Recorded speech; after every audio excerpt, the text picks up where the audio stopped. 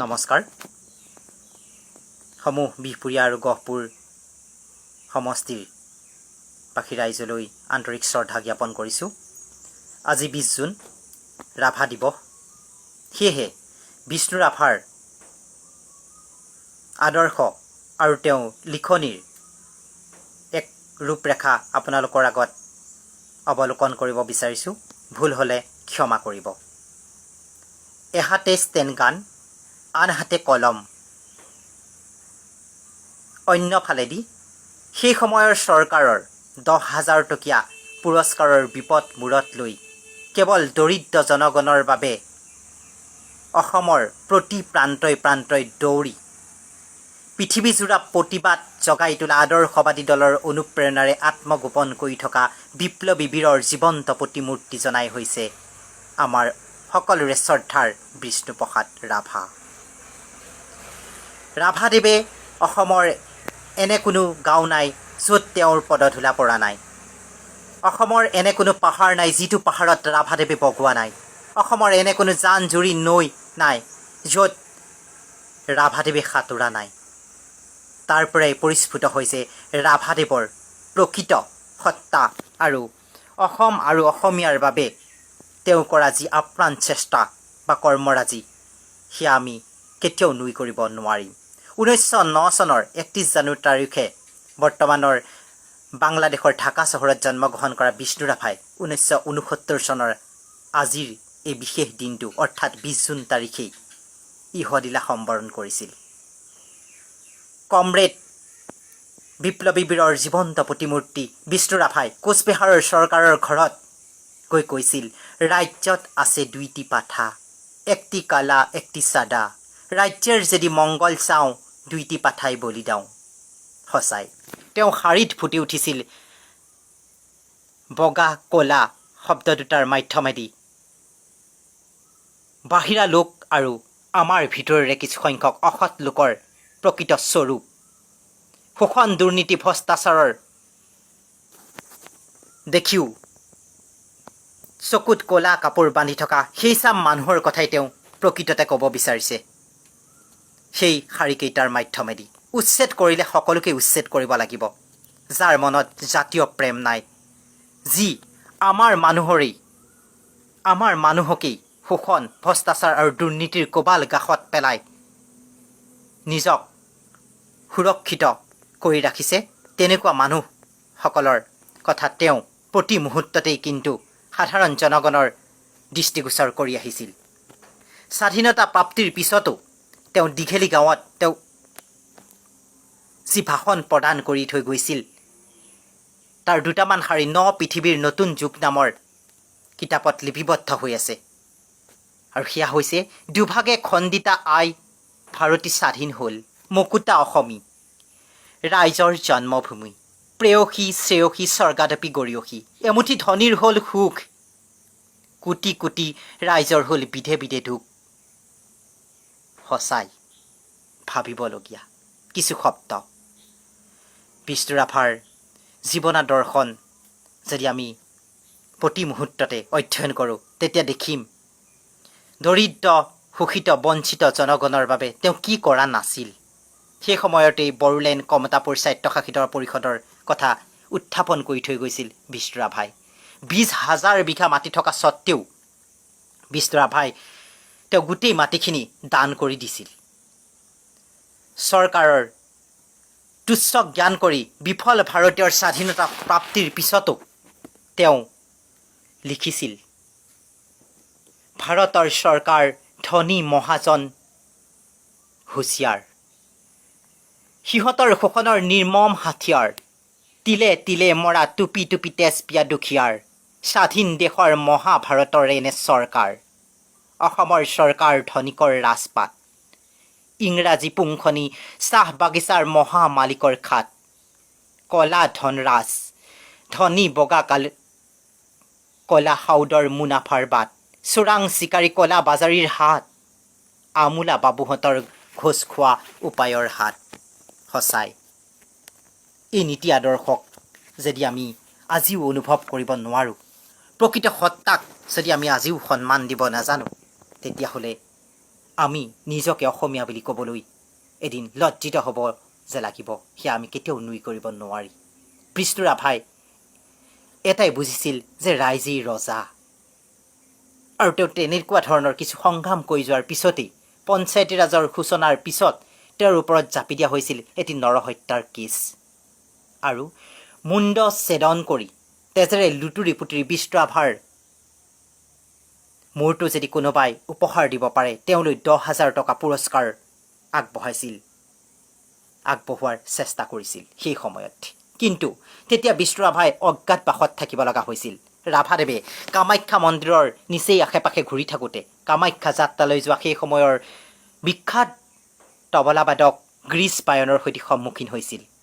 গ্ৰীষ্মায়নৰ মুখামুখি হওঁতে তেওঁ গ্ৰীষ্মায়নক এই কথাখিনি কৈছিল। তেতিয়া গ্ৰীষ্মায়নে কৈছিল, ফাঁচি দিব, কাৰ বাপেকৰ ক্ষমতা আছে আপোনাৰ গা চুব।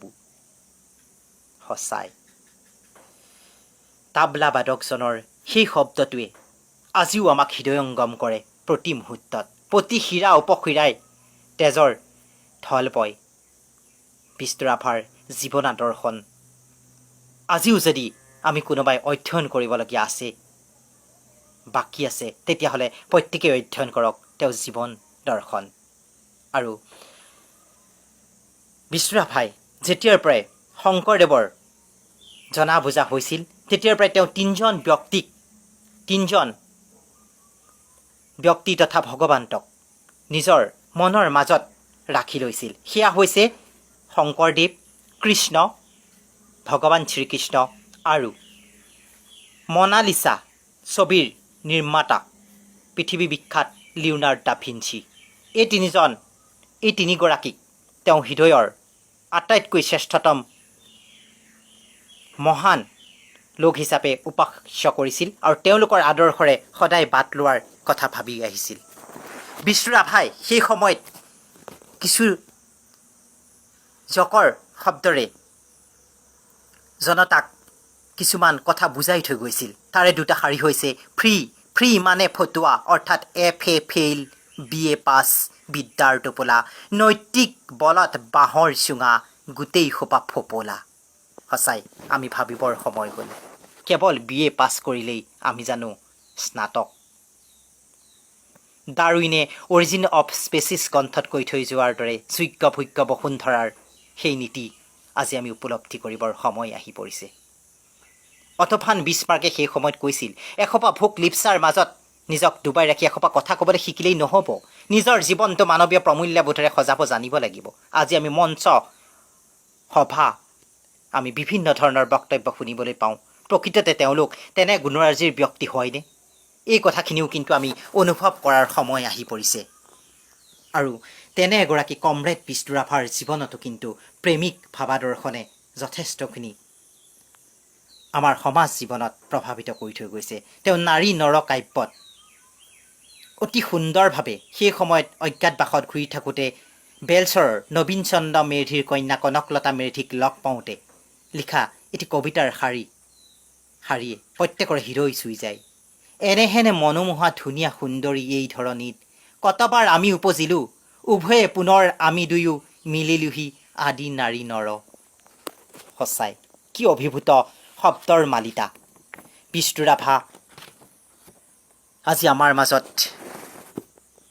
নাই, কিন্তু তেওঁৰ যি আদৰ্শ সেই আদৰ্শৰ আমি অনুপ্ৰাণিত হৈ আমি যদি ভাষা জননীৰ বেদীলৈ অৰিহণা আগবঢ়াব নোৱাৰোঁ তেতিয়াহ'লে আমি প্ৰকৃততে আজিৰ দিনটোত ৰাভা দিৱস পতাৰ কোনো গুৰুত্বতাই নাথাকিব। তেওঁ প্ৰতিটো শাৰীত লিপিবদ্ধ হৈ থাকে কৃষক হালোৱা সজোৱাৰ শব্দৰ কিছু আস্ফালন। কৃষকে বিনাই, শ্ৰমিকে কান্দে, অস্পৃশ্য অসহায়, সেই অসহায়তাৰ সৃষ্টি আজি বিদ্ৰোহ মহানল। বোৱা শোণিতৰ ঢল, জলমল শুনা। মুক্তি দেউলত লিপিবদ্ধ এনেকুৱা ধৰণৰ কথাই আমাৰ প্ৰত্যেকৰে হৃদয়ত আজিও সাঁচ বহুৱাই থাকে। 1966 চনৰ 8 মে' তাৰিখে তেজপুৰত হোৱা গুলীচালনাত যেতিয়া এজন লোকৰ মৃত্যু হৈছিল সেই সময়ত বিষ্ণু ৰাভা আছিল বিধানসভাৰ বিধায়কৰ দায়িত্বত। আৰু বিষ্ণু ৰাভাই সেই সময়ত বিধানসভাত কৈছিল, ৰাজ্যত ৰজাই কেইজনমান প্ৰজাক হত্যা কৰিছে, সেয়েহে আজি মই বৃদ্ধ এই ৰাজসভালৈ আহিছোঁ। ন্যায় বিচাৰৰ কাৰণে। যদি ন্যায় বিচাৰ নহয় তেনেহ'লে মোৰ লগত টনা এই চোকা চুৰি কাৰ বুকুত বহুৱাই দিম তাৰেই চিন্তা কৰিছোঁ। সঁচাই প্ৰকৃত এজন জনপ্ৰতিনিধি আছিল সেই সময়ৰ বিষ্ণুপ্ৰসাদ ৰাভাদেৱ। আজিও আমাৰ মাজত ৰাভাদেৱৰ দৰে কৰ্মঠ শুনিপোন ব্যক্তিৰ অতিকৈ প্ৰয়োজন বোধ আমি কৰোঁ। তাৰেই উদাহৰণস্বৰূপ আমাৰ ডক্টৰ হিমন্ত বিশ্ব শৰ্মাদেৱ। তেখেতৰ দৰে যদি অসম বিধানসভাত আৰু 10জন বিধায়কৰ সৃষ্টি হয়, 10জন বিধায়কৰ আসন অলংকৃত কৰে, তেতিয়াহ'লে সমগ্ৰ অসম ভূমি আৰু দুগুণ আগুৱাই যোৱাৰ থল আমি দেখিবলৈ পাম। আজি এই বিশেষ দিনটোত শেষত আমি কিনো ক'ম, এটি কবিতাৰ পংক্তি আওৰাই দিব বিচাৰিছোঁ।